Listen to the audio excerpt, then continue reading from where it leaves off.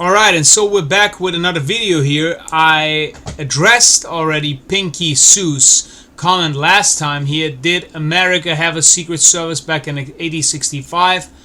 My response was, yup. And she asked me once again, where were they when Lincoln was killed? My response was, a lot of information. Make sure you check out my latest video, Rome the Great Whore, Puppet Masters Beyond the CIA. I addressed your comments. So Pinky, if you haven't checked it out, make sure you do check it out. I'm going to address your comment once again. I figured, why not read from Vatican Assassins? So let's dig in. The Jesuits in 1865. Once again, Eric John Phelps, Vatican Assassins. Assassination of President Abraham Lincoln. Supreme Jesuitism and subordinate Freemasonry work together. Assassins Jesuit Bernardine F. Widget. Masonic President Andrew Johnson. Masonic Secretary of War Edwin M. Stanton. Jesuits are good haters. Those who are not for them are against them and are treated correspondingly. It makes no difference if a man is a Catholic, a priest, a bishop, or even pope, evidenced by the hundreds of liberal Roman Catholic priests murdered by the Jesuit in their Nazi/SS controlled concentration camps, not to mention the public trial and killing one of their own professed brethren. Anti-middle-class communist Jesuit priest Alfred Delp, in maintaining the international illusion that the society was against Pope Pius XII's Jesuit-led Third Reich. Indeed, the more influential and orthodox the opponent, the greater the obligation to be on the Jesuit side. And if he ain't, as was Kaiser Wilhelm II, so much the greater justification for hating him. Count Paul von Hunsbrock, 1911, German noble and ex-Jesuit, 14 years a Jesuit. I'm so glad to meet you again, he said. You see that your friends, the Jesuits, have not yet killed me, but they would have surely done it when I passed through their most devoted city, Baltimore. Had I not defeated their plans by passing incognito a few hours before they expected me. New projects of assassination are detected almost every day, accompanied with such savage circumstances that they bring to my memory the massacre of St. Bartholomew and the gunpowder plot. We feel at their investigation that they come from the same masters in the art of murder, the Jesuits. So many plots have already been made against my life that it is a real miracle that they have all failed, when we consider that the great majority of them were in the hands of skillful Roman Catholic murderers, evidently trained by the Jesuits. Abraham Lincoln, 1864. 20 men had been hired in Baltimore to assassinate the president-elect on his way to Washington. The leader of this band was an Italian Roman Catholic refugee, a barber well known in Baltimore. Their plan was as follows. When Mr. Lincoln had arrived in that city, the assassins were to mix the crowd and get as near his person as possible and shoot him with their pistols. If he was in a carriage, hand grenades had been prepared, filled with detonating powder, such as later guillotined Felice Orsini used in attempting to assassinate the orders most obedient Louis Napoleon and the orders anarchists would use in the assassination of Tsar Alexander II. These were to be thrown into the carriage, and to make the work of death doubly sure, pistols were to be discharged into the vehicle at the same moment. The assassins had a vessel lying ready to receive them in the harbor. From thence they would be carried to Mobile in the seceded state of Alabama. John Smith died, 1866, American historian. Let us strive to combine the calmness of reason with the fire of enthusiasm. Let us therefore become perfect in the art of loading the proud and the powerful with chains. Let us lay to heart this maxim as a rule of all our efforts. One sole authority, that of Rome. One sole order, that of the Jesuits. And since our age does not boast of a single mind capable of aspiring to universal empire, let it be ours to aim thus high, whilst empty heads are dreaming. Let not any opportunity escape us of observing what are man's tendencies. The better we know them, the more useful they will be as instruments in our hands. Let us at all events so conduct ourselves that our future glory may compensate for our present abasement. Whether our name be destined to perish or finally to prevail over kings and nations, let it at least be synonymous with the loftiest reach of greatness and daring which the world has ever seen or ever will see. When future generations read our story and learn what we have been, let them be forced to assimilate us, not with mankind, but with those cosmic agencies which Satan only puts in motion when it is his pleasure to charge the laws of the universe. Jesuit General Aloysius Fortis, 1825. It would be an error to suppose that the decrees of the Council of 1869-70, Vatican I, stood by themselves in a history of the papacy as a sudden manifestation of Jesuit supremacy. On the contrary, in the encyclical, which contains the syllabus of propositions condemned by the papacy, the syllabus of errors in 1864, 1 year prior to Lincoln's assassination, the Pope declares that the condemnation of these 80 propositions forms a summary of the policy of his pontificate, and this is true as respects the conduct he has pursued since his flight to Gaeta from Republican Rome in 1848 and his final subordination to Jesuit direction, which appears to have been consummated at that period. Perhaps our readers may wish to know at a glance what the syllabus is. The syllabus consists of some 80 propositions on religion, politics, and morality, every one which is now to be held by devout Roman Catholics as condemned by an infallible authority, which is as binding on their consciences as are the doctrines of the Bible on the consciences of others. The syllabus treats the papal authority as supreme, that no country may be deceived, that no sovereign be left ignorant. Here, given in full detail, is the declared judgment of him who is sovereign, ruler of millions of minds. First, to his rules and laws, all the nations of the world must bow. Second, all sovereigns hold their thrones. All people pay their allegiance on condition that they believe the Creed of Rome and practice its worship. There is no religion but that of Rome, and no other faith is to be held or allowed. Liberty of conscience is prohibited. Toleration of other religions is a crime against society. All sovereigns who are Protestants are heretics, and heresy is a crime for which they ought to be deposed. All free thought and free speech on religion are criminal. The liberty of the press and of worship are to be put down. This is the creed, and where it is, has the power to practice of Rome. It is impossible to conceive of a document more deeply fraught with the essence of despotism. Unnamed author, 1872. The organization of the hierarchy is a complete military despotism, of which the Pope is the ostensible head, but of which the Black Pope is the real head. The Black Pope is the head of the order of the Jesuits and is called a general. He not only has the absolute command of his own order, but directs and controls the general policy of the church. He is the power behind the throne and is the real potential head of the hierarchy. The whole machine is under the strictest rules of military discipline. The whole thought and will of this machine to plan, propose, and execute is found in its head. There is no independence of thought or of action in its subordinate parts. Implicit and unquestioning obedience to the orders of superiors in authority is the sworn duty of the priesthood of every grade, just as is the duty of officers in the army, and as much the duty of the laity to their priests as it is of the rank and file in an army to their immediate commanders. There is a complete chain of responsibility extending from the head all the way down to the membership.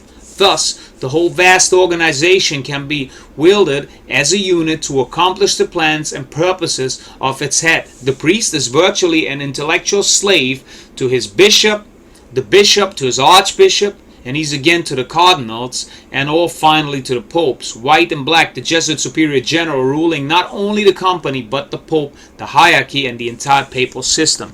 The Jesuit plans with the utmost art and cunning, unhampered by any moral restraints, and always with the utmost secrecy, and carries out his plans in the dark. We think, however, that in this case we have succeeded in tracing him through all the devious wanderings of his dark and slimy path, and in fixing upon him the responsibility for the assassination of President Lincoln. Our inquiry then, thus far, has established the fact that 5 of the conspirators were members of the Roman Catholic Church, and these 5 were its leaders to whom the execution of the plot had been confided.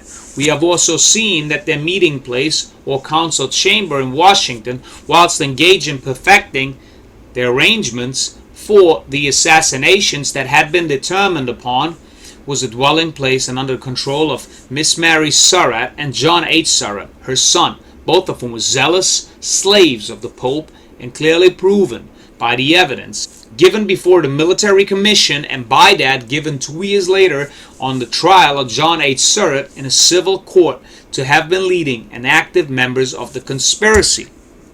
One of these priests, having testified as to the Christian character of Mary Surratt, Father Widget, Jesuit Bernardine F. Widget, was Mary Surratt's pastor during all this time, and testified that he knew her well, but did not know if she was loyal to the Northern Union or disloyal. This would seem to be very doubtful testimony, as Father Widget was noted for his disloyalty. The Jesuits working within both factions of the war, while the Black Popes, Roman hierarchy led by Pope Pius IX, was ordered to openly ally itself with the leaders of the Southern Confederacy, with which treasonous Confederate leaders the hierarchy had secretly collaborated in purposing to lose the war, and thereby use the Republican armies to destroy white Protestant Southern civilization. The same policy would be followed during the Order's second 30 years, 1914 to 1945, in the destruction of Protestant Prussia and Old Catholic Bavaria. The Roman hierarchy, led by Pope Pius XII, openly allying via concordat with the leaders of the Nazi Third Reich, with which treasonous Nazi leaders the hierarchy had secretly collaborated in purposing to lose the war, and thereby use the Allied armies to destroy Protestant Prussian and anti-Vatican, anti-papal infallibility Old Catholic German civilization. He said he had become acquainted with her through having had the care of 2 of his sons as his pupils. One of these was serving in a rebel army, and the other, John H. Surratt, had been a rebel emissary and spy for 3 years, passing back and forth between Washington and Richmond, and from Richmond to Canada and back as a bearer of dispatches. And yet the Jesuitical priest endeavored to shape his testimony as to leave the impression that the topics of conversation between himself and Mrs. Surratt, whilst all this was going on, and much more, was confined to such topics as the state of her health, the weather, etc.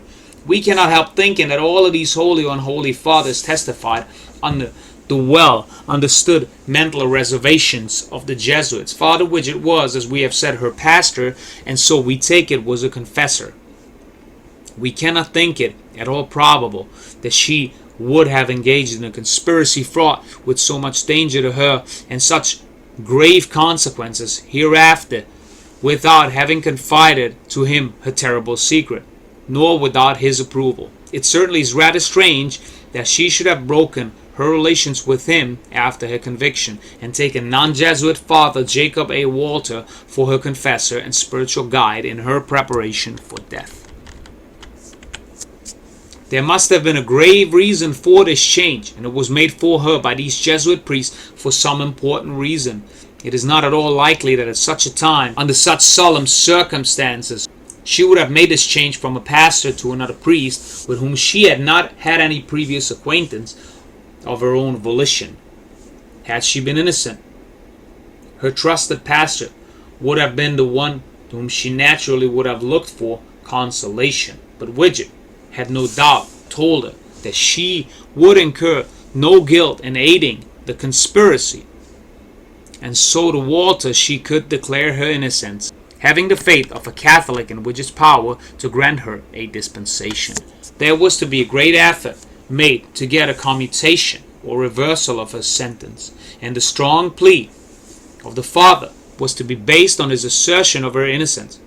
Failing in this, Father Walter for 30 years persisted in his efforts to fix upon the government the stigma of having murdered an innocent woman. We now come to the trial of John H. Surratt before a civil court. The hand of the Jesuit is everywhere traceable throughout the history of this trial, and by that hand, one of the most important trials that The history of American jurisprudence recourse was well nigh turned into a farce by the skill and cunning of the defense. The cunning of the Jesuit was exercised in the preparations made in advance to make sure of acquittal of the accused.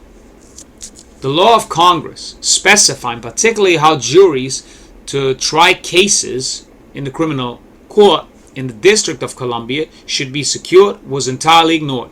In some of its most important essential particulars, counsel for the defense had been selected with special care. There were 3 of these: Mr. Merrick and the 2 Bradleys, senior and junior. Of these, only one, Mr. Merrick, was a member of the Roman Catholic Church. A jury was finally obtained through a 2 days effort, and as the prosecution desired to remove as far as possible all religious and political considerations and influences from the trial, a considerable number of Roman Catholics were accepted on this jury. The trial then proceeded. The result was a hung jury. The author was informed by a very intelligent man that took a prominent part in this trial that meeting one of the jurors who appeared to be a very frank and intelligent man. The day after the trial, he asked him if he felt free to tell how the jury stood. He replied that they were nearly equally divided for conviction and acquittal. He then asked him if they did not think that he was proven guilty. "Oh, yes," he replied. "We thought he was proven guilty, but we thought his conviction would be a triumph for the Republican radicals, and we thought that the hanging of his mother, Mary Surratt, was about enough." Thomas M. Harris, 1897. Talleyrand, one of the most celebrated Roman Catholic bishops of France, once said, "Language is the art of concealing one's thoughts. Never was there a true expression, if it had a reference to the awful deceptions practiced by the Church of Rome under the pompous name of theological studies." The principal theologians which we had in our hands were Les Conferences d'Anger, Bailly, Peter, Dents, St. Thomas Aquinas, but above all Alfonso Liguori, who has since been canonized. Never did I open one without offering up a fervent prayer to God and to the Virgin Mary for the light and grace of which I would be in need for myself and for the people whose pastor I was to become. But how shall I relate my surprise when I discovered that in order to accept the principles of the theologians which my church gave me for guides, I had to put away all principles of truth, of justice, of honor and holiness. What long and painful efforts it cost me to extinguish one by one the lights of truth and of reason kindled by the hands of my merciful God in my intelligence. For to study theology in the Church of Rome signifies to learn, to speak falsely, to deceive, to commit robbery, to perjure oneself. It means how to commit sins without shame. It means to plunge the soul into every kind of iniquity and turpitude without remorse. These very men who corrupted my heart, perverted my intelligence, and poisoned my soul, as they have done with each and every priest of their church, will be my witnesses. I will just now forcibly bring them before the world to testify against themselves.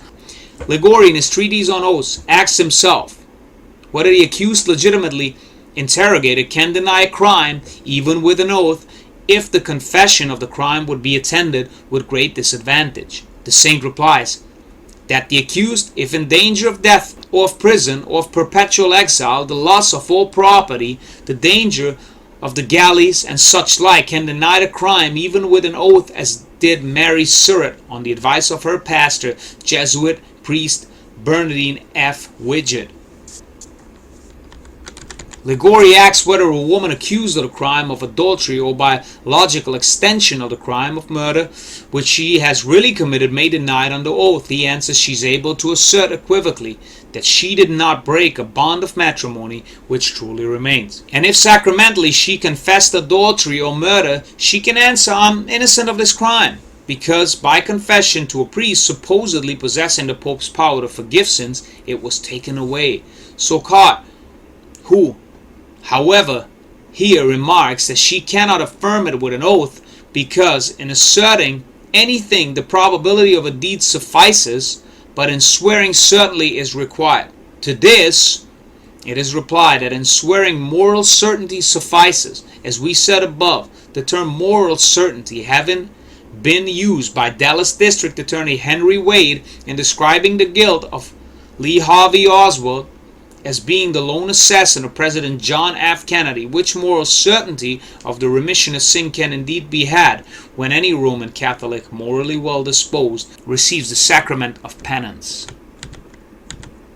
The Roman Catholics have not only the right, but it is their duty to kill heretics. Every heretic and Protestant is condemned to death, and every oath of allegiance to a government which is Protestant or heretic is abrogated by the Council of Lateran. Catholics, including SS Reichsfuhrer Heinrich Himmler, who shall assume the cross, the Masonic swastika, for the extermination of heretics, Protestant Germans, Orthodox Slavs, and European Jews shall enjoy the same indulgences and be protected by the same privileges, escaping the light justice through the Pope's Vatican's red lines, overseen by the Jesuit order, as are granted to those who go to the help of the Holy Land. I wish I had never opened a book of theology. Our theologians are without heart, soul, logic. Many of them approve of theft, lies, perjury. Others drag as candidates for the priesthood without a blush into the most filthy pits of iniquity. Every one of them would like to make an assassin of every Catholic. According to their doctrine, Christ is nothing but a Corsican brigand whose bloodthirsty disciples are bound to destroy all the heretics with fire and sword. Were we acting according to the principles of those theologians, we would slaughter all Protestants and Jews with the same coolness of blood as we would shoot down the wolf which crosses our path. With their hands still reddened with the blood of St. Bartholomew, they speak to us of charity, religion, and God, as if there were neither of them in the world, the priesthood being, in fact, practical atheism. But why let my memory and my thoughts linger any longer in these frightful paths? Here murderers, liars, perjurers, and thieves are assured by the theologians of the Church of Rome that they can lie, steal, murder, and perjure themselves as much as they like without offending God, provided they commit those crimes according to certain rules approved by the Pope for the good of the Church. Charles Chiniquy, 1886. John Harrison Surratt Jr., the 19-year-old son of Mrs. Mary Surratt, was chosen by the Jesuits as the arch-conspirator in the assassination of Abraham Lincoln, had studied 3 years in preparation for the Roman priesthood at the Sulpician Fathers Monastery at Charles County, Maryland, previous to the breaking out of the Civil War. The Sulpician Fathers is a branch of the Jesuit order. That John Harrison Surratt was cool, clever, calculating, and crafty far in advance of his years is shown by the fact that at the very beginning of the rebellion he was selected to do important work in the Southern Secret Service, bearing the most important dispatches from Jefferson Davis, educated in Kentucky by Dominicans at St. Thomas College, Father Wallace, in particular, who later became the Bishop of Nashville, at Richmond, to his agents, including Freemason Edwin M. Stanton's War Department in control of federal generals of the field, and to the members of his kitchen cabinet in Montreal, Canada, Montreal being the Jesuit nursery and powerhouse for all of North America. When Mr. Davis had been arrested after the close of the Civil War and was to be tried for treason, it was the distinguished Catholic attorney Charles O'Connor of New York City who offered his services, which were accepted in Mr. Davis's defense, which defense resulted in a case being dropped, Davis dying in the order's New Orleans in 1889. This boy, for we must remember that he was but in his teens at his entrance into this plot, was never free from the espionage and evil influence of the Romish Church. From his baptism and infancy to the day of his death at the age of 72 years, when he was but 12 years old, he was placed in Gonzaga College, Washington, D.C., a Catholic preparatory school under the tutorage of Jesuit priest Bernardine F. Widget, who was the confessor for years of both himself and his mother. After leaving Gonzaga College, he spent 2 years at Georgetown, a Jesuit college, before leaving for the Sulpician Fathers Monastery. I'm calling the attention of the reader to this fact, that when you come to pass judgment on this young man, that you may place the blame for his conduct where it belongs, on the Jesuit psychology inculcated by the priests of the Roman Church. during Sir's theological training, he had studied St. Thomas Aquinas, who justifies the assassination of heretics or anyone who apostatizes from the Roman Church. From the time John Harrison Sir Jr. met John Wilkes Booth in Washington a few days before Christmas 1864, John Booth was a constant visitor to Sir's home on 8th Street, which was the rendezvous of the conspirators up to the very day of the assassination. It was also the Mecca of the various Roman Catholic priests, among whom were the Reverends Walter and Widget of St. Patrick's Church, 10th and G Streets, of which the Sirs were members. Edwin A. Sherman, past Grand Register of the Grand Consistory of the 33rd degree of the ancient and accepted Scottish Rite of Freemasonry of the state of California, in his book entitled The Engineer Corpse of Hell, page 213, has this to say: "It has been told us, coming from what we believe to be the true authority, that Booth, about 3 weeks before he committed the crime, was admitted to the Roman Catholic Church and privately received the sacraments from no less a personage than Archbishop Martin J. Spalding himself, which he did to silence any conscientious scruples that he might have in taking Abraham Lincoln's life, and that he might have the whole influence and sympathy of persons in that faith in protecting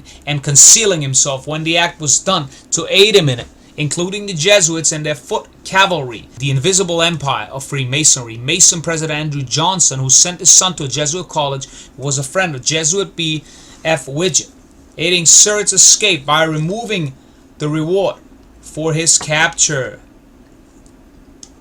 He certainly had that aid and influence in planning and accomplishing his hellish work and in making his escape, and it could not have been more cheerfully and faithfully rendered than it was, even if he had been a Jesuit priest himself. We believe this statement to be true, and that it was but a short time after that Archbishop Spalding received a donation of funds for the specific purpose, which was to uniform and equip a military body in the same manner and style as the Papal Guard of Rome. The uniforms, muskets, cartridge boxes, and belts, all bearing the papal coat of arms and consecrated by the Pope, Jesuit-controlled Pius IX himself, were sent to Archbishop Spalding at Baltimore.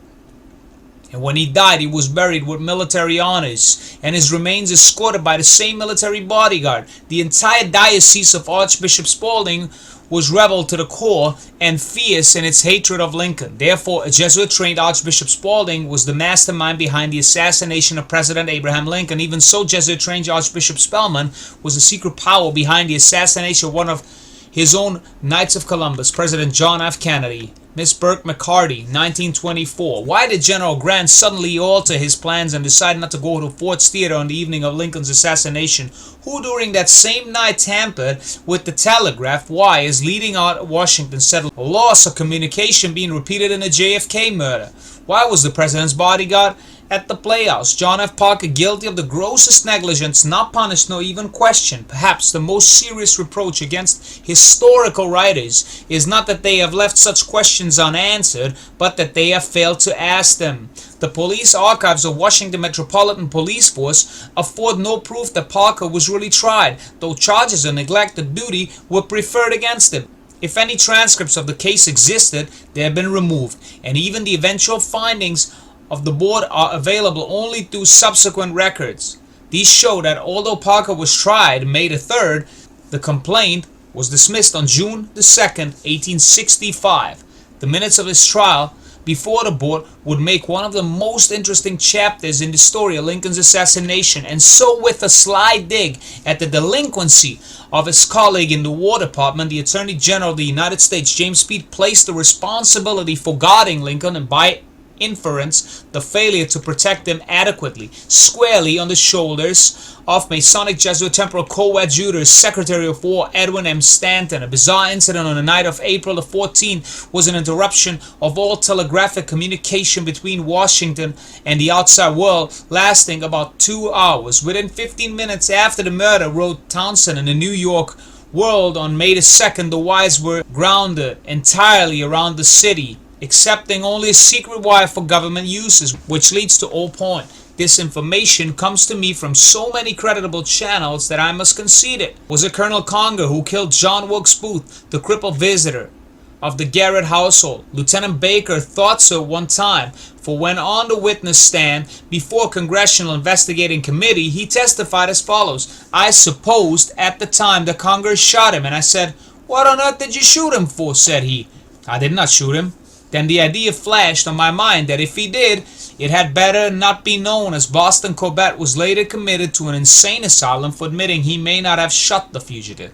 If the cripple in the barn had been taken alive, his pursuers would have escaped all criticism, and one of the riddles of history would have been answered. Who was shot at Garrett's farm in the night of April 26, 1865. Now that Lincoln's incumbency seemed assured for another 4 years, grave misgivings must have arisen in the minds of the radicals as to whether he was really the man they wanted in the White House. In 1862, he had written to Horace Greeley of the New York Tribune, "If I could save the Union without freeing any slave, I would do it. And if I could save it by freeing all the slaves, I would do it. And if I could save it by freeing some and leaving others alone, I would also do that for the power of regulating the state institution of slavery, having never been expressly delegated to any branch of the federal government by its creator, the U.S. Constitution." The radicals could not regard the sentiments of the chief executive as anything but treason to his party. But Lincoln soon put a new fear into the hearts of the radicals, and one that made them almost forget the problem of slavery. The Wade Davis Manifesto had made it clear that Congress meant to deal with the problem of Reconstruction without interference from the White House. The president, on the other hand, still anxious to abide by the half-forgotten resolution of 1861, was determined to restore all civil and political rights to the Confederate States immediately upon their return into the non-14th Amendment Union. He therefore decided on a shrewd move. He arranged matters so that the generals in the fields should conclude an armistice that practically amounted to peace without penalties. And so, on March 27, 1865, Lincoln went to meet Grant Sherman and Admiral Porter in the cabin of the River Queen. There he gave secret orders to his military leaders. The orders were, in short, to grant to the opponents at the proper time a truce that embraced the formula peace on the basis of the situation as it had existed before the outbreak of the war, thus avoiding the order's wicked reconstruction and the resultant creation of the order's Masonic Ku Klux Klan, while foiling the imposition of the 14th Amendment and thus ultimate miscegenation of both races in the North and the South. By this time, the radicals must have been fully aware that Lincoln was determined to thwart their desires and to restore to the South its former rights, even if it meant the eclipse of his own party. Lincoln did indeed enter the vortex leading to destruction by making his gesture of peace, for the day after he had done so, death eliminated him forever from the political arena. So far as motives go, the radicals had a greater stake in Lincoln's death and expected more benefit from it than all the Southern leaders could have hoped for by any stretch of the imagination. Otto Eisenschimmer, 1937, American historian. The American bloodbath begun in 1861 and ending in 1865 had been spawned in Rome, carried out by the Jesuits using Scottish Rite Freemasonry. The Jesuits, with their Archbishop John Hughes in New York, sat atop of the ruins of America's Protestant Calvinist Republic, ready to create their new empire with the 14th Amendment. New York would become the Empire State, from which the Cardinal would be the Archbishop of the capital of the world. Additionally, the Jesuits were ready to amalgamate the races with the purpose of making America a nation of color, reducing it to a priesthood in Mexico, Cuba, and South America. The radical Red Republican Party had served the Jesuits well in destroying the South. It had nearly decimated Jefferson's Democratic States Rights Party. Thaddeus Stevens, with his Roman Catholic mulatto concubine, Mrs. Lydia Smith, had the Constitution further overthrew it with his Reconstruction Act of 1866. He also led the impeachment proceedings against the disobedient Freemason President Andrew Johnson. Rome, however, rewarded him for his villainy by baptizing him in the Catholic Church on his deathbed, just like Francis Cardinal Spellman's obedient Freemason President Lyndon B. Johnson, who had been initiated in the Johnson City Lodge in Johnson City, Texas, October 30th, 1937. Charles Sumner accomplished in the Senate what Stevens accomplished in the House, and no wonder, for he had been a personal friend of the Holy Alliance's Prince Metternich and had the highest praise for Rome's Thomas Aquinas, even as the present black Supreme Court Justice Clarence Thomas, the author of the massive Summa Theologica, since according to Thomas Aquinas, Pope Gregory VII, and canon law, it is no murder to kill a heretic, Sumner had no problem with the rape, the murder, and theft committed by Grant and Sherman's Grand Army of the Republic, riddled with foreign-born, bigoted Irish Roman Catholic bandits. But Abraham Lincoln did, even though he acted the tyrant, in wrongly declaring martial law as later determined by the Supreme Court, in keeping Maryland from seceding and in raising the Army of the Potomac to put down the rebellion. There's evidence that he had a change of heart. According to many, Lincoln was converted to Christ after viewing the battlefield of Gettysburg in 1863. He later joined the Presbyterian Church in Washington, had several spiritual conversations with his close friend and converted priest, our hero Charles Chiniquy. We read, "I will repeat to you what I said at Urbana, when for the first time you told me your fears lest I will be assassinated by the Jesuits. Man must not care where and when he will die, provided he dies at the post of honor and duty. But I may add today that I have a presentiment that God will call me to him through the hand of an assassin. Let his will and not mine be done. The Pope and the Jesuits with the infernal Inquisition are the only organized powers in the world which have recourse to the dagger of the assassin and murder those whom they cannot convince with their arguments or conquer with their sword. It seems to me that the Lord wants today, as he wanted in the days of Moses, another victim. I cannot conceal from you that my impression is that I am a victim. So many plots have already been made against my life that it is a real miracle that they have all failed. When we consider that the great majority of them were in the hands of the skillful Roman Catholic murderers, evidently trained by the Jesuits. But can we expect that God will make a perpetual miracle to save my life? I believe not. The Jesuits are so expert in those deeds of blood that Henry IV said that it was impossible to escape them, and he became their victim, though he did all that could be done to protect himself. My escape from their hands, since the letter of the Pope to Jeff Davis, who was vice president under President Franklin Pierce in 1856, began the work of erecting a Masonically designed bronze idol of the Virgin Mary, later hoisted upon the White House dome in 1863, has sharpened 1,000,000 daggers to pierce my breast, would be more than a miracle. Chiniquy then concluded his meeting with the president with these words: I knew the hour to leave had come. I asked from the president permission to fall on my knees and pray with him, that his life might be spared, and he knelt with me, but I prayed more with my tears and sobs than with my words. Then I pressed his hand on my lips and bathed it with my tears, and with the heart filled with an unspeakable desolation I bade him adieu. It was for the last time, for the hour was fast approaching when he was to fall by the hand of a Jesuit assassin for his nation's sake.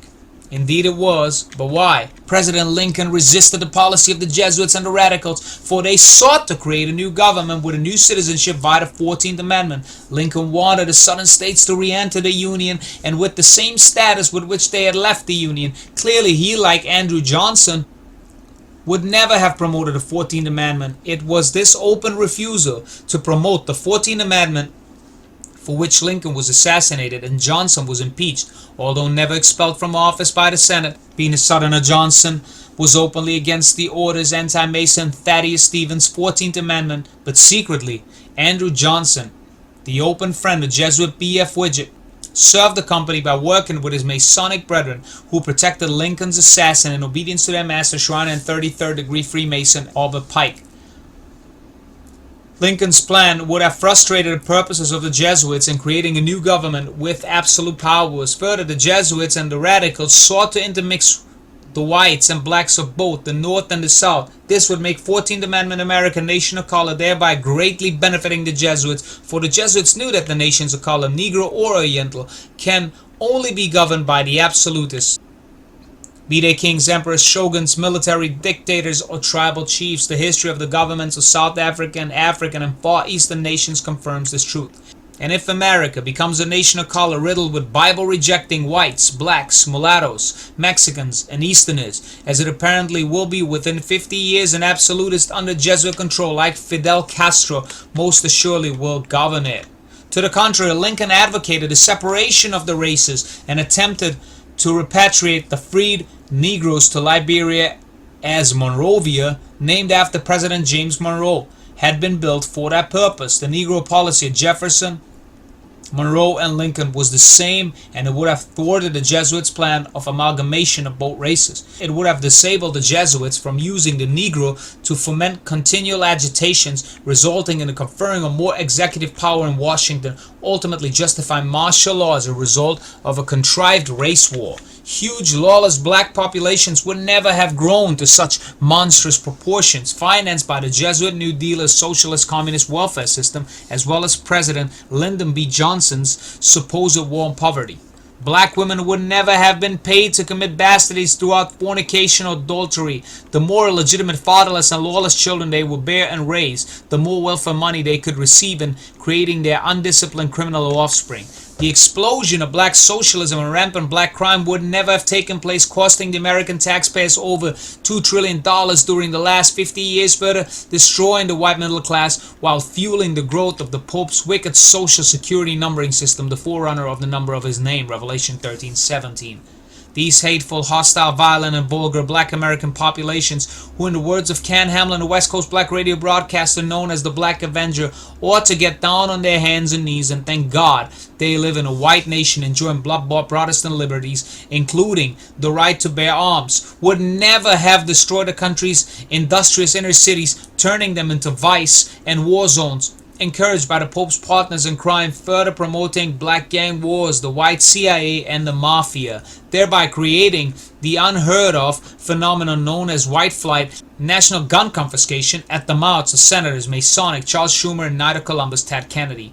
The black cities of Baltimore and Philadelphia, totally over 50,000 vacant buildings. Further, there would never have been the birth of amalgamated professional sports glorifying black athletes, many of which would set the example of marrying white women, the ultimate status symbol in their socialist communist quest for equality, or in repudiating their God-given blackness, thereby outraging a multitude of unshamedly black women while refusing to perpetuate their race.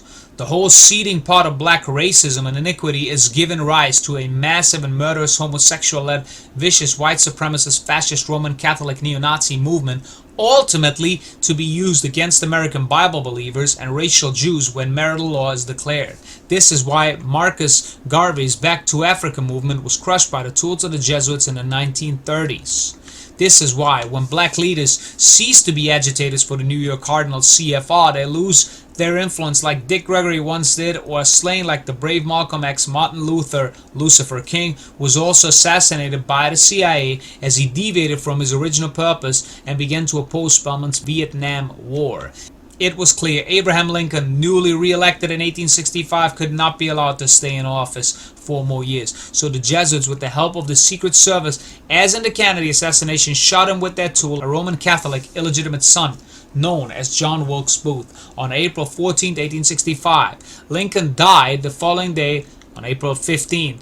Years later, the Jesuits would make a memorial on that day, for by April 15 all taxpayers are required to have made their annual confessions by filling their income tax returns with the Jesuits' Infernal Internal Revenue Service, IRS. Of the Jesuit hand in Lincoln's murder we read, "I feel safe in stating that nowhere else can be found in one book the connected presentation of the story leading up to the death of Abraham Lincoln, which was instigated by the Black Pope, the general of the Jesuit order, camouflaged by the White Pope, Pius IX, aided, abetted, and financed by other divine writers of Europe, and finally consummated by the Roman hierarchy and their paid agents in this country and French Canada on Good Friday night, April the 14th, 1865, at Ford's Theater, Washington, D.C.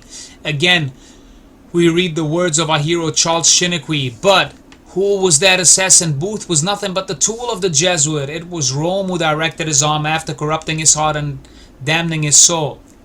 After I'd mixed my tears with those of the grand country of my adoption, I fell on my knees and asked my God to grant me to show to the world what I knew to be the truth, that the horrible crime was the work of popery. And after 20 years of constant and most difficult researches, I come fearlessly today before the American people to say and prove that the President Abraham Lincoln was assassinated by the priests and the Jesuits of Rome. Compare the last hours of Jesuit Ravaillac, the assassin of the tyrant Henry IV, who absolutely refuses to repent.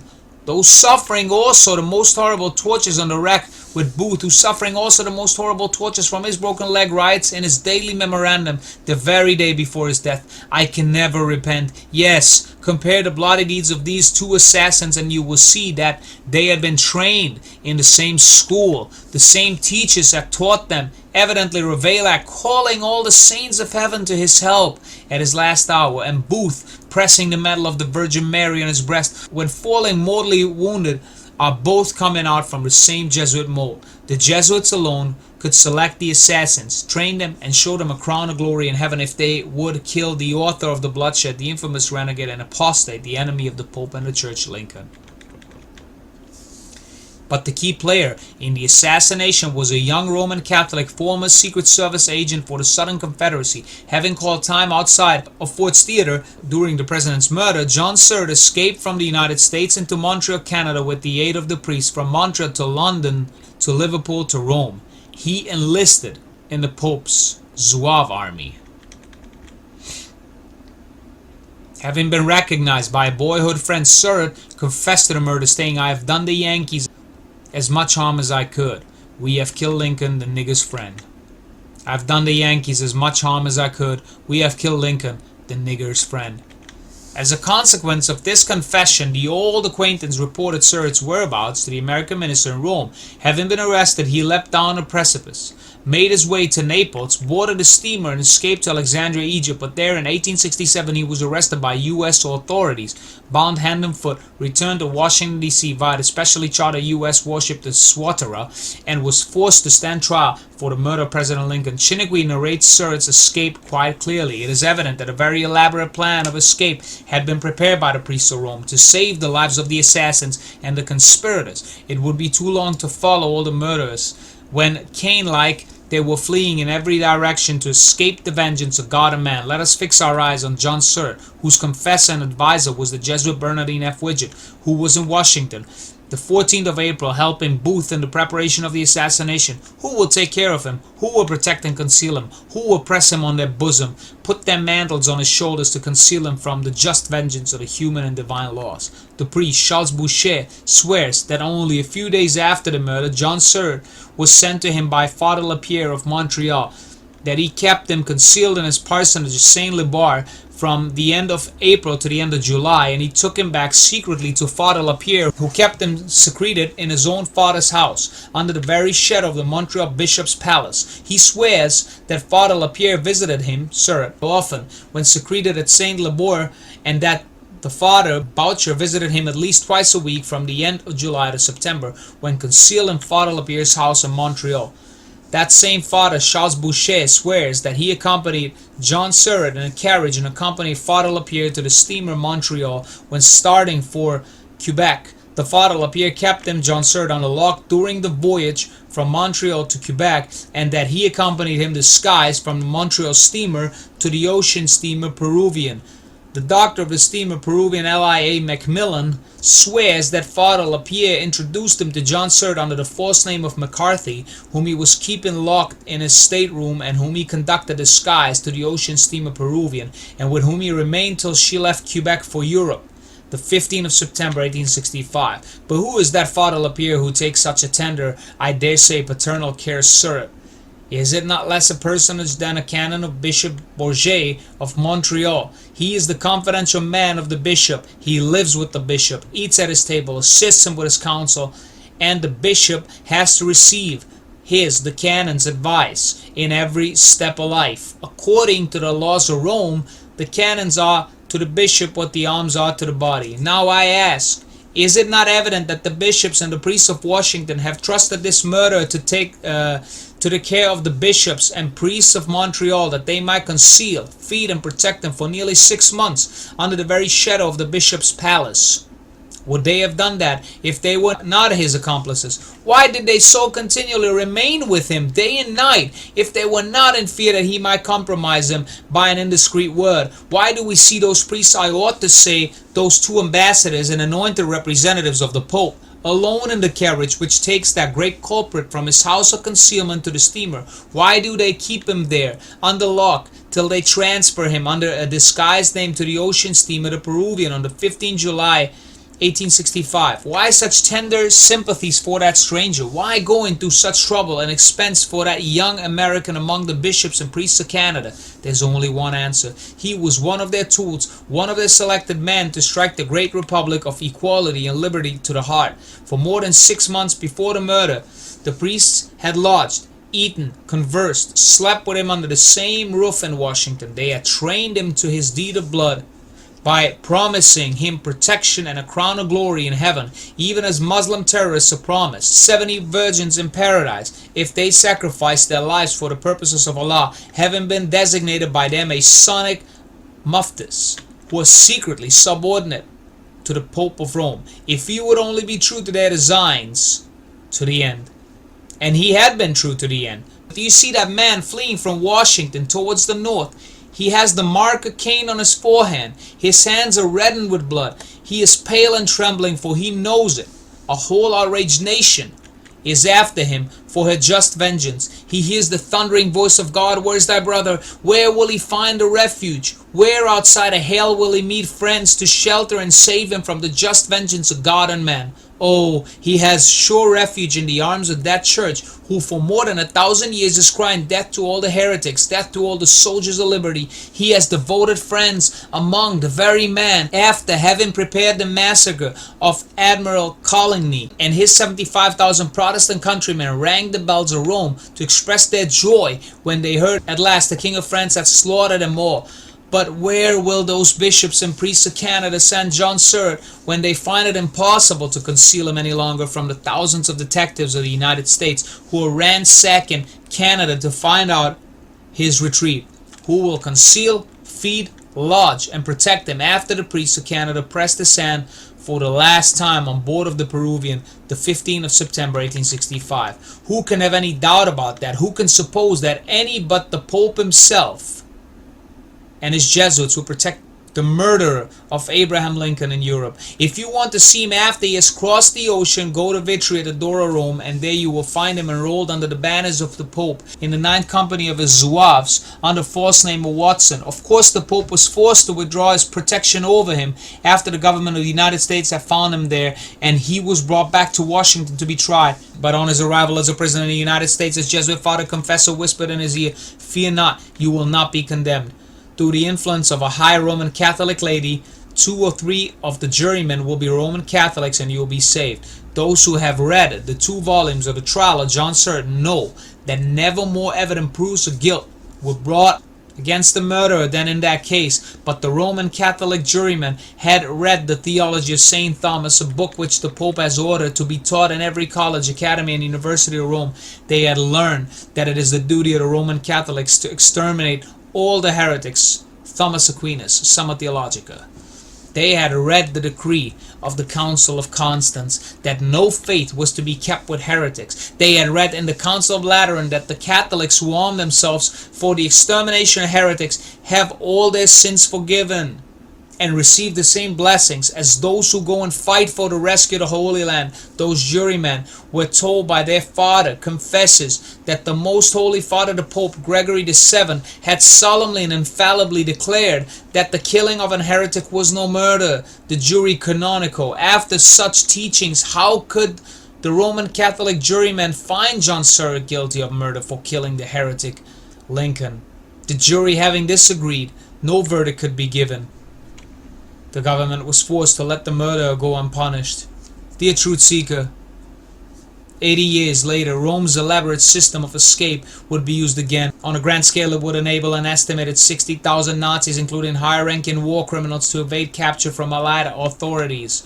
Many, including Adolf Eichmann, Martin Bormann, Josef Mengele, and even the Führer himself, would be secreted into the old Jesuit dominion of South America and enjoy the protection of a powerful Knight of Malta and absolute dictator Argentina's Juan Perón.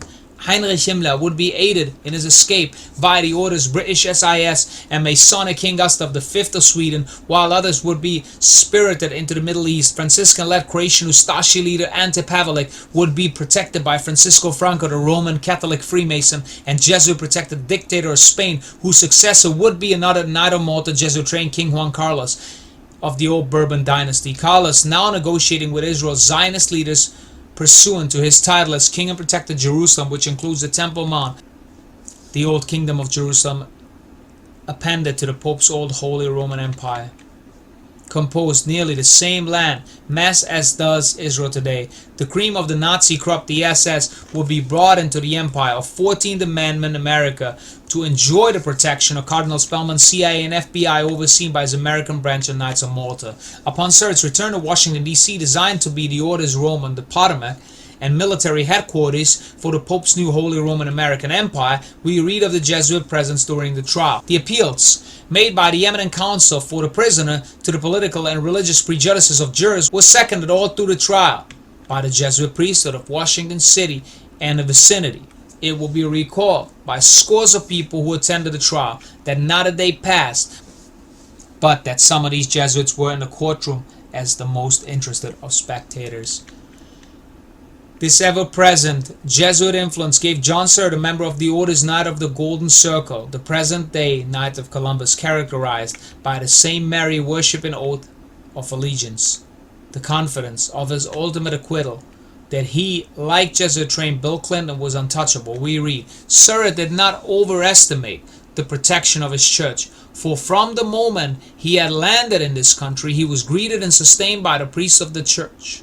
When his trial began in Washington, June 10, 1867, the presence of Roman priests and the students from the Jesuit University at Georgetown and the Sulpician Monastery, being a branch of the Jesuit order where he had studied 3 years for the priesthood, were the most noticeable features of the sessions. Although he declared himself bankrupt, he was furnished the services of the best New York lawyers. When it became necessary to furnish bail for his final release, it was immediately presented by an Irish woman he did not even know, to the amount of $30,000. According to press reports, this stood there until his death in 1916. That is some friendship, is it not? Dear Truth Seeker, the Jesuit order gets away with murder today just as it did in 1867. 100 years later, CIA agent Clay L. Shaw would be tried for the murder of John F. Kennedy. Shaw, like Surratt, was Roman Catholic. He also would enjoy the protection of the Jesuit order's powerful tools in Washington. Shaw, like Surratt, enjoyed the benefit of a hung jury, and he, like Lincoln's murderer, would go free. 30 years later, President Bill Clinton would be impeached. This Georgetown graduate and darling of the Jesuits would refuse to resign. He would be tried in the Senate, knowing full well his protection from the Society of Jesus and control of the CFR, FBI, CIA, the Secret Service, and the Mafia. The author predicted that he, like Shaw and Surratt, would never be convicted of his crimes. As it turned out, one of the senators who voted to acquit Clinton was none other than Spelly's evil Jew of the Kennedy assassination, Senator Arlen Specter, a Scottish Rite Shriner and 33rd degree Freemason, according to most informative and vast website freemasonwatch.freepressfreespeech.com, had been the junior counsel of the Warren Commission, who concocted the magic single bullet theory upon the Warren Report rested its case. These are irrefutable examples of the power, the absolute power in 14th Amendment America, exercised by the Jesuits through the Archbishop of New York, presently Edward Cardinal Egan. Lastly, certain high-level Freemasons were used to stifle the capture of John H. Surratt. There were President Andrew Johnson, whose son was educated by Jesuits and whose daughter was educated by nuns and converted to Catholicism, and Secretary of War Edwin M. Stanton, who oversaw the project of placing a statue of Rome's Virgin Mary, Persephone, atop of the Capitol dome. With the knowledge that Surratt was in Liverpool, Stanton's War Department refused to make the least attempt to arrest him. A few weeks later, President Johnson revoked the reward for the arrest of Surratt, greatly increasing the assassin's chances to escape. A similar story is true of Booth, the fellow conspirator of President Johnson. According to the escape and suicide of John Wilkes Booth by Finis L. Bates, Booth escaped Washington with a password, a Masonic password. He settled in Kansas and died there, having confessed to Lincoln's murder in the presence of his presiding doctor. A confessed conspirator, General Lafayette C. Baker, who was later poisoned with arsenic in 1868, fingered Freemason and Secretary of War Edwin M. Stanton, who had hidden the key to Booth's tomb, barring any examination of the body. But if Booth's body was identified having been shot at Boston Corvette while the real Booth escaped, who then identified the body? It was a 33rd degree Freemason, Admiral George W. Byrd, USN retired, having been introduced to Booth by Naval Officer Fitch, the brother-in-law to Jesuit Thomas E. Sherman. In 1921 he wrote, "I was called on board the Montauk, a Navy gunboat, by Lieutenant W. W. Crowninshield to identify the body of John Wilkes Booth, which I did. Surgeon General Barnes arrived at that moment and probed the wound in Booth's neck. The probing of the neck wound sounds like the Kennedy autopsy, does it not? It is also incriminating to note that Protestant R.W. Thompson, who was another 33rd degree Freemason, contemporary of his Masonic brother Admiral Byrd, wrote the footprints of the Jesuits, extensively quoted in this volume and included on the enclosed CD. Thompson was the ex-secretary of the Navy in 1894 when he published his historical masterpiece. Byrd as an admiral had been Thompson's subordinate prior to 1894. Nowhere in Thompson's 500-page volume does he implicate the Jesuits in Lincoln's assassination. He doesn't even mention Lincoln's assassination, even though that murder was fresh on the minds of millions of Americans. Freemasons Edwin A. Sherman and Charles Chiniquy had exposed the Jesuit hand in 1883 and 1886, and why does Thompson silently pass by the Lincoln assassination? Because if the Jesuits were to be blamed, that guilt would also surely lead to the door of 33rd degree Freemasonry. As a result, the Jesuits would have been expelled from the United States, and thousands of patriotic Americans would have abandoned the Masonic Lodge in horror and disgust. But as in the Kennedy assassination, so the Sons of Loyola went unpunished for assassinating Lincoln, maintaining a successful cover-up through the years with their prostitute press, manned by the Orders Council of Foreign Relations in New York. Barring the martyrdoms of Jesus Christ and Joan of Arc, the methods used in Abraham Lincoln's assassination will stand preeminent in point of malice and cruelty, and strange as it may seem, the same diabolical cunning which nerved the hand of the assassin has pursued Lincoln beyond the grave and has been largely successful in hiding from the public all the details of his physical destruction, a crime in the eye of the writer which almost outstrips the first by this conspiracy of silence on his death, the youth of America being deprived of the knowledge of the details of the greatest tragedy in our country's history. Years later, in 1916, the Jesuits honored John H. Surratt, Lincoln's real assassin, with a special funeral. Emmett McLaughlin, one of our heroes, tells us, a student at Georgetown University, writing a biased whitewash of the role of the church in the entire Surratt case, described the funeral as being a solemn high requiem mass. It was indeed a fitting end and a final and significant touch. For as every priest and many observant laymen know, solemn high requiem mass with 3 priests officiating, that is what the word means, is usually reserved for the funerals of bishops, priests, and nuns. When it is chanted at funeral services of a layman, it is a token of recognition and appreciation for exceptional devotion or distinguished service to the church. It was done for George Harrison Surratt. It must have been deserved. Both brotherhoods, the Jesuits and the Black Pope's Masonic Invisible Empire, overseen by select high-level 33rd degree Freemasons, worked together as they had in the past, and as they would in the future. They carried out the French Revolution, the Napoleonic Wars, the Second French Revolution of 1848, the Crimean War, the American War between the states, the assassination of Lincoln and cover-up, and would carry out the Second 30 Years' War, 1914 to 45, the Cold War, 1945 to 89, and the assassination of Kennedy and cover-up in 1963. The Jesuits are now ready to use their 14th Amendment American Empire, commanded by Shrine of Freemasons and Knights of Malta, for their greatest fear yet. With executive orders in place and a coming national crisis in the form of another terrorist event, the Constitution with its Baptist Calvinist Bill of Rights will be suspended, and martial law declared by a military dictator. The Black Pope's Anglo-American-led crusade will ultimately accomplish the destruction of the Dome of the Rock in Jerusalem. America's CFR-controlled government, the Great Satan, will be blamed for the destruction of one of Islam's most holy places, third only to Mecca. The leveling of Jerusalem's 2 Temple Mount mosques will further incite the nation's hostile white man-hating black Muslims to murder infidel Christians and Jews in accordance with the teachings of the Quran. This anarchy will further justify fascist mass executions by the Order's Office of Homeland Security. Then the Pope's dream will begin to unfold. The rebuilding of Solomon's Temple, designed by a Toronto Shriner, Jack Diamond, and the ultimate destruction of the American Empire with its heretic Protestants, pagans, and Jews. Pursuant to Peter Dent's Theologia and the Order's Council of Trent, the Truth Seeker, the next time you visit the Lincoln Memorial in Washington, D.C., and gazing into that sublime face, remember the President's words as you do your duty in resisting the devil's Jesuits. I know that Jesuits never forget nor forsake, but man must not care how and where he dies, provided he dies at the post of honor and duty. So here we have Abraham Lincoln, 1809 to 1865, 16th President of the United States of America from 1861 to 1865. Assassinated by the military order of the Society of Jesus, April 15, 1865. Fourth heretic president to be murdered by the Jesuits, including first President George Washington, December 14, 1799, the 10th President William Henry Harrison, April 4, 1841, and the 12th President Zachary Taylor, July 9, 1850.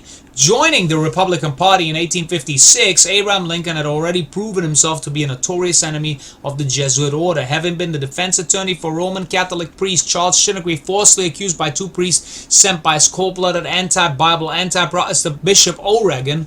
Lincoln thundered against the nefarious plot calculated to destroy an innocent man, thereby incurring the wrath of no less than 10 Jesuits in the courtroom. In 1858, Lincoln engaged in a series of anti-slavery debates with Freemason Stephen A. Douglas, whose Roman Catholic wife was a member of Jesuit Bernardine F. Widgett's St. Aloysius Church in Washington, D.C. Using Senator Douglas to split the Democratic Party, the order guaranteed a Republican victory, sudden secession, and thus a northern war on the Protestant South. Upon his re-election after the company's Yankees War of Annihilation laying the Protestant city of Richmond in ruins, non-centralist Lincoln sought to continue the old state rights union by readmitting the southern states with the same legal status they enjoyed prior to secession. For refusing to back the ensuing Reconstruction Act and resultant 14th Amendment, Lincoln was given the Latin bullet. The illustrious life of William McKinley, a martyr president. Pope Pius IX, King and Papal Caesar of Rome. The Vicar of Christ and the King of the World, 1846 to 1878, promoter of the Black Pope's Syllabus of Errors, 1864. To whom every king, president, dictator owed his allegiance, and with the Jesuits as his penholders, this tyrant put forth the doctrine of the Immaculate Conception in 1854, decreeing that Mary was born without the stain of original sin, otherwise inherent in Adam's fallen race, except the Lord Jesus Christ. This heresy further exalts the Virgin Mary to the place of becoming the Mother of God and the Queen of Heaven of the ancient pagan Trinity. Pius IX, having advocated a revival of the guillotine to fight Protestantism in 1855, also condemned modern civilization, including freedom of conscience and freedom of speech, with his Syllabus of Errors in 1864.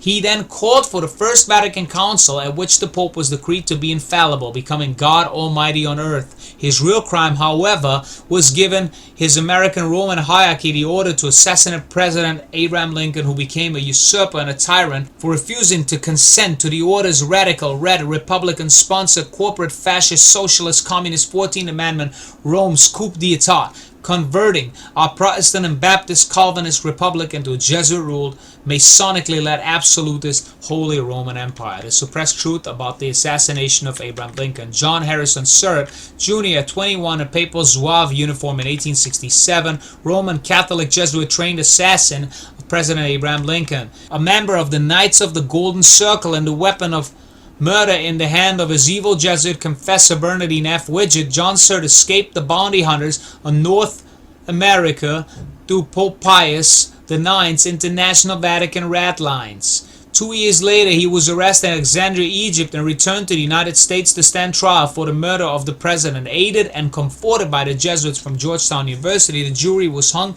and its obvious murderer went free. The Black Pope had won, thus assuring that more presidential assassinations were to come if need be, including those of Mason James A. Garfield, Mason William McKinley, Shriner Warren G. Harding, 33rd degree Freemason FDR, and Knight of Columbus John F. Kennedy. And here we have the papal knight John H. Surratt at 72, just before his death in 1916. Like the Masonic Hunter McGuire, the Black Pope's murder man who, without conscience, obediently obey in the secret dispatching of condemned liberals, heretics, tyrants, and usurpers, live long, prosperous lives. The vast and unseen power the Jesuit general can command is truly unfathomable, reaching into the politics, high finance, multinational corporations, and every religious creed of all nations. If the order is given to protect one of the malicious faithful soldiers, most assuredly that command will be obeyed immediately and without question. His kingdom of Solipson, seemingly omnipresent, reaches into every hovel of culture without the average man knowing of his mighty existence. Those who know say nothing lest they should pay with their lives. Only those whom the Son of God has made free indeed dare to expose what they know to be the truth. According to the brave Mrs. McCarty, the above is the last picture taken of John H. Surratt, who died in Baltimore, Maryland, April 23rd, 1916, surrounded by his wife and grown family. At his request, he was buried in his Surratt lot at Mount Olivet, Washington, D.C., on the left side of his mother's grave. He was the auditor of a large corporation until his death. Hark he shall awake someday. Lincoln Secretary of War Freemason Edwin M. Stanton, 1865. 32nd degree Freemason President Andrew Johnson, 1865 to 1869. Both of the above high-level Freemasons worked together in the assassination of President Lincoln. Subject to Jesuit Bernardine F. Widget, Radical Red Stanton, having deliberately prolonged the war via General Halleck, ordered General Grant not to accompany the President to Ford's Theater, thus saving his life. Arranged for John Booth's easy access in order to shoot Lincoln from behind. Presidential guard John F. Parker, having quietly vacated his post, secured the designated escape route on which Booth would flee from Washington, D.C., and appointed a cover-up military commission for the trial of 8 conspirators. John later revoked the reward for the capture John Surt and pardoned imprisoned conspirators Samuel Arnold, Samuel Mudd, and Edward Spangler. And here we have Jesuit priest Bernardine Francis Widget, 1821 to 1883. This is the human devil who, as a pastor of the order St. Aloysius Church in Washington, D.C., oversaw the assassination of President Abraham Lincoln. The master of Masonic President James Buchanan, nearly fatally poisoned in 1857 on the order of then Maryland Jesuit Provincial Charles Stonestreet, and Masonic anti-slavery agitator Stephen A. Douglas, whose Roman Catholic wife Adele was a devoted member of Widget's church. He was the confessor of both Mary Surt and her son John Surt prior to the crime. Upon Mary Surt's conviction of conspiring to murder Lincoln, she was accompanied to the gallows by priest Walter and executed. Masonic President Andrew Johnson, having committed his son's education to Jesuits, may well have granted Mary Surt a petition for mercy had her daughter been allowed to approach the president the day of her mother's execution. The 2 men who denied the access were later extirpated from the face of the whole earth. Preston King was drowned, found laden with weights, and Senator James Henry Lane shot himself, like Lincoln, another victim of the Black Pope's leaden bullet. Between the Order's Holy Trinity Church in Georgetown and its St. Aloysius Church in Washington, D.C., the capital was now completely in the lap of Rome. Here we have priest Jacob A. Walter, 1828 to 1894, pastor of St. Patrick's Roman Catholic Church, Washington, D.C., 1860 to 1894. Although not a Jesuit, Walter was the obedient priest of Jesuit-controlled Right Reverend Martin J. Spalding, Archbishop of Baltimore, defender of the temporal power and infallibility of the Pope, organizer of the Jesuit-led St. Vincent de Paul Society in America, vicious attack of America's Bible-reading Protestant common school system, and a historical revisionist of Protestant Merle d'Aubigne's Objective and Honest History of the Reformation, 1840. Spalding also privately brought John Wilkes Booth into the Roman Catholic institution 3 weeks before Booth murdered the president. Walter, the pastor of St. Patrick's, was a co-conspirator in the Lincoln assassination along with his immediate superior, Jesuit Bernardine F. Widget. A frequent visitor to Surt house, he well knew the guilt of Mary Surt along with her traitorous son John Surt. Upon a conviction, Walter escorted Mary Surt to the gallows, and before she was hung, witnessed her lying last words, "I am innocent." Upon the nation's first execution of a woman, Walter declared there was not enough evidence to hang a cat. Until his sudden death in 1894, this wicked, deceiving Jesuit-trained Jacob Walter, in the words of General Thomas Harris, attempted to fix upon the government the stigma, having murdered an innocent woman. In 1877, Walter's sinister new master would become the first American pope, the Jesuit-trained Archbishop James Cardinal Gibbons. And here we have the execution of Mary Surt with priest Jacob Walter, left 1865. Execution of Roman Catholic Mary Surt with conspirators, 1865. Thomas M. Harris, 1817 to 1906. General, U.S. Major General by brevet member, Military Commission, Trial of Conspirators, 1865. The Bible-believing, Christ-honoring, white Calvinist witnessed the proceedings against the top 8 conspirators. 4 hung, 4 imprisoned, 2 escaped, Booth and Surt, involved in the assassination of President Abraham Lincoln. Having authored 2 epic works on the subject, Assassination of Lincoln, A History of the Great Conspiracy, Trial of the Conspirators by Military Commission, and a review of the trial of John 8. Surratt, 1892, and Rome's responsibility for the assassination of Abraham Lincoln in 1897, Harris proved that sinister Jesuits and priests of Rome were responsible for the murder and therefore should have been prosecuted as accomplices to the crime. As a friend of Charles Chiniquy, Harris declared the organization of the hierarchy is a complete military despotism, on which the Pope is the ostensible head, but of which the Black Pope is the real head. The favorite policy of the Jesuits is that of assassination, but the commission was chosen by a secret co-conspirator, Freemason Edwin M. Stanton, at the command of another pro-Pope Masonic conspirator, President Andrew Johnson. Like the Masonic Warring Commission, the tribunal was not permitted to place the blame on Archbishop Spalding and certain priests of Washington, it supposedly fearing that a bloody holy war would ensue. Masonic Illuminatus Horace Greeley, 1811 to 1872. According to Alexander Stevens, a low-level Freemason and vice president of the Southern Confederacy, Greeley was to President Lincoln the power behind the throne, greater than the throne itself. Having read the Bible by the age of 6, this apostate monster of a man became one of the greatest forces behind the orders British inside the abolitionist anti-slavery agitation. Member of the Jesuit-controlled Columbia Lodge of the Illuminati in New York City, Greeley founded the Orders Jacobin/Radical Red Republican New York Tribune in 1841, dubbed the political Bible throughout the North. In 1855, he spent 6 weeks in Paris under the tutelage of Masonic Emperor Napoleon III's Jesuit masters after organizing the centralizing New Federalist Republican Party. He then promoted the Lincoln-Douglas debates, further inciting the Order's anti-slavery agitation. Leading the battle cry "On to Richmond," he championed early and massive emancipation through no concern for the black slaves, calculated to destroy the industry of the Protestant South, and he opposed biblical capital punishment as mandated in Genesis 9:6. True to the Black Pope's new creed as perfected on his Paraguayan reductions, Greeley was a socialist promoter of French Charles Fourier, and his overseas correspondent was none other than a brother Masonic Illuminatus Karl Marx. In obedience to his Jesuit masters, Greeley opposed Lincoln's renomination for the presidency in 1864 and signed a bail bond for that slave of Pope Pius IX, Jefferson Davis, who in turn was never prosecuted. Upon his death in 1872, Greeley's funeral was conducted by another wicked Jesuit coadjutor, the apostate Congregationalist minister Henry Ward Beecher. Freemason Hjalmar Horace Greeley shocked, 1877 to 1970.